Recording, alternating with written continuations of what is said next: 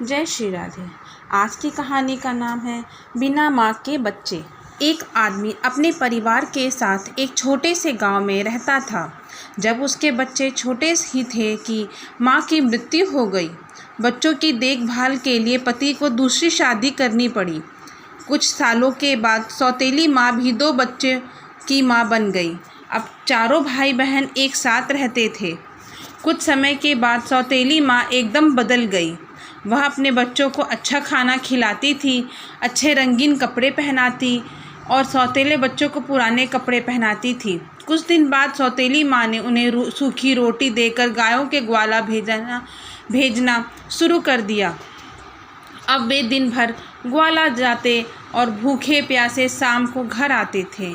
ऐसे समय में उन्हें अपनी माँ की बहुत याद आती थी। एक दिन दोनों बच्चों ने अपने हाथ की सूखी रोटी अपनी काली गाय को देते हुए कहा, माँ, तुम हम पर ऐसी ही दया करो जैसी हमारी माँ हम पर करती थी। इतना कहना था कि गाय के थनों से दूध निकल आया। दोनों बच्चों ने खुश होकर भर पेट दूध पिया। अब वे रोज़ हाथ की रोटी देते और गाय उन्हें भर पेट दूध पिलाती थी। इससे वो खुश रहते थे और उन्हें ग्वाला जाने में भी अच्छा लगने लगा। कुछ दिनों बाद सौतेली माँ ने बच्चों के चेहरे पे लाली देखी तो आश्चर्य में पड़ गई। उसे अपने बच्चों पर बड़ी दया आई। वे तो दुबले पतले ही थे। दूसरे ही दिन से उसने अपने बच्चों को भी सूखी रोटी देना शुरू कर दिया। 2-3 सप्ताह बाद उसने देखा कि बच्चे कट्टे होने के बदले कुछ ज़्यादा ही दुबले पतले दिखाई देने लगे थे। अब माँ थोड़ी उलझन में पड़ गई। उसने अपने एक बच्चे को इसका राज जानने के लिए भाइयों के साथ ग्वाला भेजा और कहा कि वह ध्यान दे कि भाई दिन में क्या खाते हैं। दूसरे दिन तीनों भाई गायों को लेकर जंगल की ओर निकल पड़े। गायों ने आराम से चारागाह में घास चरी। दोपहर का समय होने को आया। बच्चों के पेट में भूख से कुलबली लगने लगी, पर उन्हें हिम्मत नहीं आ रही थी कि गाय से दूध मांगे। उन्हें डर था कि उनका सौतेला भाई माँ से चुगली न कर दे। भूख सहन से बाहर होने पर वे भाई से बोले कि हमारी काली गाय हमें दूध देती है, इससे हम अपनी भूख मिटाते हैं। यह बात तुम किसी को मत बताना। भाई ने कहा, मैं इस बात को किसी से नहीं बताऊंगा। चिंता मत करो भाई तुम। अब दोनों भाई खुश हुए और अपनी रोटी गाय देते हुए बोले, ओ प्यारी माँ, हम पर ऐसी दया करो जैसी हमारी माँ हम पर करती थी। ऐसा सुनते ही गाय ने तीनों भाइयों को पेट भरकर दूध पिलाया। शाम होने पर तीनों भाई गायों को लेकर घर आए तो माँ ने अपने बेटे से पूछा, तुमने चारागाह में क्या खाया? बेटे ने कहा, हमने वही खाया जो तुमने हमें दिया था। वह तो ऐसा भी नहीं था जैसा खाना कुत्ते को मिलता है। ऐसा सुनकर माँ को बड़ा बुरा लगा। दूसरे दिन उसने भाइयों के साथ बेटी को भेजा और कहा कि वह ध्यान से देखे कि दोनों भाई क्या खाना खाते हैं। अब बेटी भाइयों के साथ चारागाह में गई। दोपहर होने को आई। बच्चों को भूख लगने लगी। उन्होंने पिछले दिन की तरह ही बहन से भी कहा, प्यारी बहन, तुम किसी से मत कहना कि हमें खाना कैसे मिलता है। बहन ने भरोसा दिलाया कि वह किसी से नहीं कहेगी। अब भाई गाय के पास गए और अपने हाथ की सूखी रोटी देते हुए बोले, ओ हमारी प्यारी माँ, हम पर ऐसी दया करो जैसे हमारी माँ करती थी।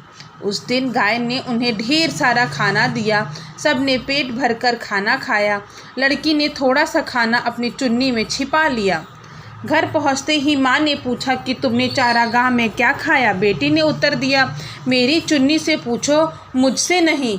माँ ने चुन्नी देखी तो उसने खाना था। माँ ने पूछा, यह कहाँ से आया? बेटी ने माँ से कहा कि इसका जवाब चुन्नी ही दे रही है कि खाना गाय ने दिया था।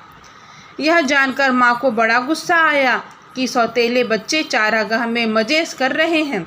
उसने उन काली गाय को ही मारने की ठान ली।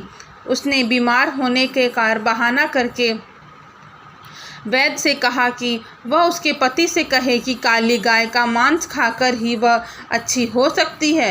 वैद्य ने ऐसा ही किया। उसके पति को कहा कि उनके घर की काली गाय को ही मारना होगा। बाप ने तुरंत ही बच्चे को समाचार भेजा कि माँ को बचाने के लिए उन्हें काली गाय को मारना होगा।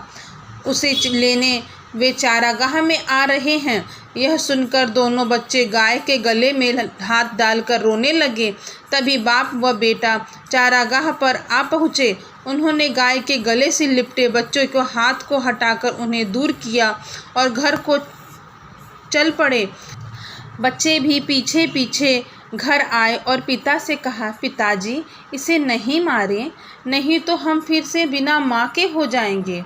उनकी बात पर सबने उनकी खिल्ली उड़ाई और उसी समय गाय को मार दिया।